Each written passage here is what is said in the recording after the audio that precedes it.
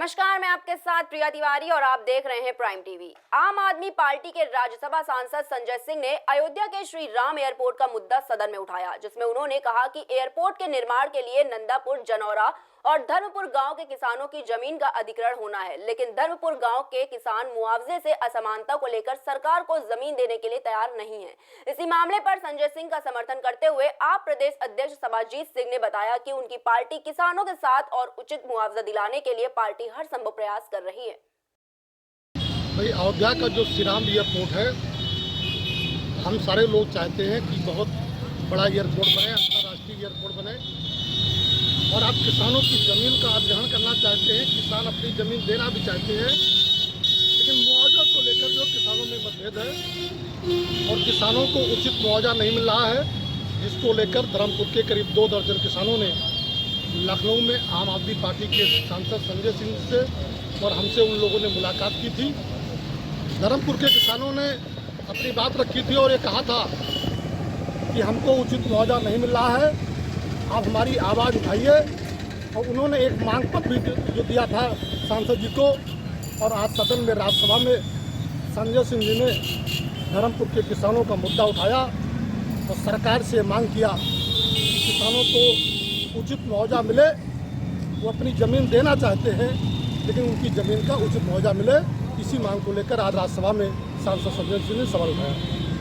अयोध्या में हुए राजेश निषाद की हत्या के मामले में अब निषाद समाज आंदोलन करने की तैयारी में है। दरअसल निषाद समाज ने एक बड़ी बैठक की, जिसमें उन्होंने प्रशासनिक अधिकारियों पर मुख्य राजेश निषाद की हत्या के आरोपियों को गिरफ्तार न करने का आरोप लगाया है। उन्होंने चेतावनी देते हुए कहा कि अगर जिला प्रशासन जल्द से जल्द आरोपियों को गिरफ्तार नहीं करता है तो वो आंदोलन करेंगे। जैसा कि आज उत्तर प्रदेश की सभी जनता जान चुकी है कि किस तरह उत्तर प्रदेश अत्याचारों, दबंगों से जो है जल रहा है। आज अयोध्या की धरती पे मैं गोरखपुर से चल के आया हूँ। इंजीनियर श्रवण कुमार निषाद, प्रदेश प्रभारी निषाद पार्टी, और लगभग 5 तारीख को आज इसी अयोध्या की धरती पे सांसद प्रतिनिधि राजेश निषाद, जो सभासद प्रतिनिधि रह चुके हैं यहाँ के, 5 तारीख को मोहित तिवारी जैसे दबंग लोग रात को चढ़ के गुंडई से उनकी हत्या कर देते हैं। और आज 14 तारीख हो जाने, 9 दिन हो जाने के बावजूद भी उन्हें न्याय नहीं मिल पाता है। मोहित तिवारी ऐसे ही घूमता रहता है, प्रशासन सोती रहती है। आज प्रशासन को हम लोग जगाने आए हैं कि अगर उनके न्याय के लिए जो उनसे वादा किया है, डीएम महोदय जी ने वादा किया है कि उन्हें मुआवजा मिलना चाहिए, अपराधी जेल में होने चाहिए। यदि वो आश्वासन पूरा नहीं करते हैं तो 2 दिन बाद निषाद पार्टी परिवार के साथ आंदोलन करने आए। मैनपुरी में सपा पार्टी के लोहिया वाहिनी युवा छात्र महासभा के कार्यकर्ताओं ने कलेक्ट्रेट पर धरना प्रदर्शन किया। सपा कार्यकर्ताओं ने महंगाई और भ्रष्टाचार के खिलाफ सरकार पर हमला बोला। राज्यपाल को सौंपे गए ज्ञापन में सपाइयों ने कहा कि इस सरकार ने लोगों को रोजगार देने के बजाय बेरोजगार किया है। देख रहे हैं पूरे देश में जहां नौजवानों को प्रति वर्ष 2 करोड़ रोजगार देने का वादा किया था, वहाँ बीजेपी सरकार जो है रोजगार न देने के बाद कंपनियां जो सरकारी हैं उन सरकारी कंपनियों को बेचने में लगी हुई है। रोजगारों को रोजगार न देने के उस पे रोजगार छीना जा रहा है। आप देख रहे हैं जो भी सरकारी नौकरी लगेंगी, 5 वर्ष पहले उनका ट्रायल होगा, उस ट्रायल में लड़का पास होता है या नहीं पास होता है। तो ये जो है नौजवानों का उत्पीड़न हो रहा है। जहां आरक्षण के नाम से संविधान में आरक्षण में छेड़छाड़ की जा रही है। आज नौजवान, किसान, देश का और बेरोजगार सभी आज परेशान हैं। अमृतसर जलंधर हाईवे पर स्थित ब्यास पुल पर किसानों ने केंद्र सरकार की तरफ से जारी किए गए खेती ऑर्डिनेंस का कड़ा विरोध किया। इस मौके पर किसान संघर्ष कमेटी के सचिव स्वर्ण सिंह पंधेर ने बताया कि किसानों की मांग पूरी न होने के कारण वो पंजाब के अलग अलग जगहों पर रोड जाम कर धरना दे रहे हैं। इसके बाद अमृतसर के डिप्टी कमिश्नर ने प्रदर्शनकारियों से मुलाकात की और उन्होंने किसानों को उनकी मांगे पूरी करने का भरोसा दिलाया है। मथुरा के विकासखंड राया स्थित प्राथमिक स्वास्थ्य केंद्र पर चिकित्सा स्टाफ का ग्रीष्मकालीन समय यानी सुबह 8 बजे से दोपहर 2 बजे तक समय निर्धारित किया गया है, जिसके बावजूद कोई भी समय से स्वास्थ्य केंद्र पर नहीं पहुंचता है। इस वजह से मरीजों का उपचार भी नहीं हो पाता है। इस संबंध में जब सामुदायिक स्वास्थ्य केंद्र प्रभारी डॉक्टर अनुज चौधरी से शिकायत की गई तो उन्होंने मौके पर हॉस्पिटल का जायजा लिया और हॉस्पिटल स्टाफ को जमकर फटकार भी लगाई। बंशा की एक रीना देवी एक पेशेंट थी, वो हमारे यहाँ 13 तारीख को जो है रात में करीब 11 बजे एडमिट हुई यहाँ पे।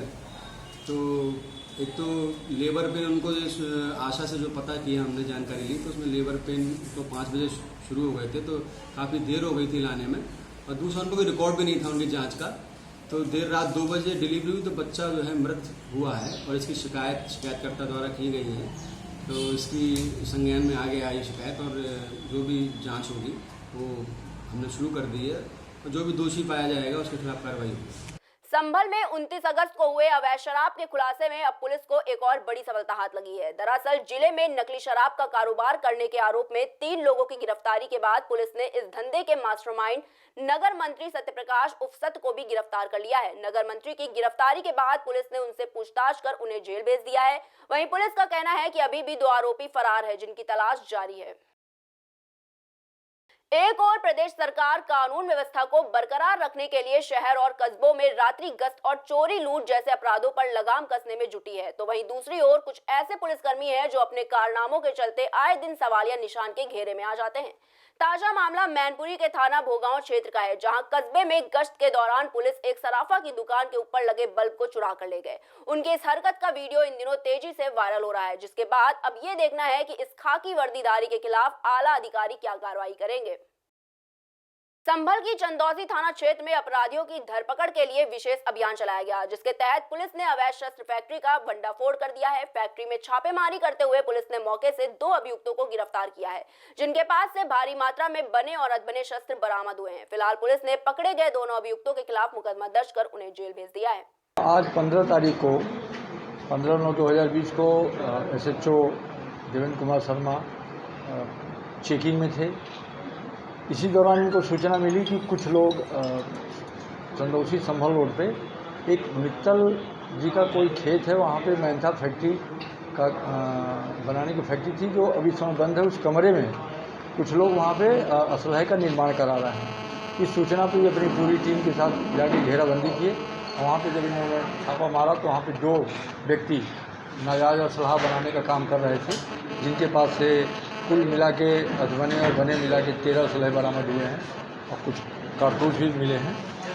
जब इन्होंने उनका नाम पूछा तो एक ने अपना नाम शकील बताया और दूसरे का नाम चतुर्वीर है। शकील के ऊपर भी विभिन्न थानों में अलग अलग करीब आधा दर्जन मुकदमे हैं।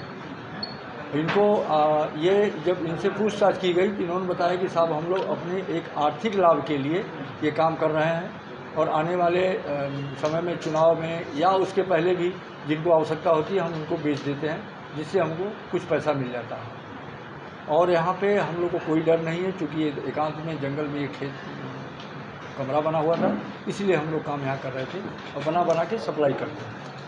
अब इनको टीम द्वारा पकड़ लिया गया है। पकड़ने के बाद इनके ऊपर विधिक कार्रवाई की जा रही है। बढ़ती हुई बेरोजगारी पर कानपुर में गुरुदेव चौराहे के पास सपा कार्यकर्ताओं ने धरना प्रदर्शन किया। प्रदर्शन के दौरान सपाइयों ने पुतला जलाने की भी कोशिश की, तभी पुलिस की कार्यकर्ताओं के साथ झड़प हुई। झड़प के समय पुलिस ने कार्यकर्ताओं से पुतला छीन लिया। पुलिस की झड़प के बाद भी कार्यकर्ता चौराहे पर ही धरना देने के लिए बैठ गए थे। झांसी के एरच थाना क्षेत्र में बने बेतवा नदी के एरच पुल से एक लड़की नदी में कूद गई, जिसे देख नदी में मछली पकड़ने गए मछुआरों ने युवती को नदी से बाहर निकाला। बता दें कि अपने परिवार वालों से नाराज होकर युवती ने ऐसा कदम उठाया। वहीं इस घटना की सूचना मिलने पर पुलिस मौके पर पहुंची और उन्होंने लड़की के इलाज के लिए अस्पताल में भर्ती कराया, जहां उसका इलाज जारी है।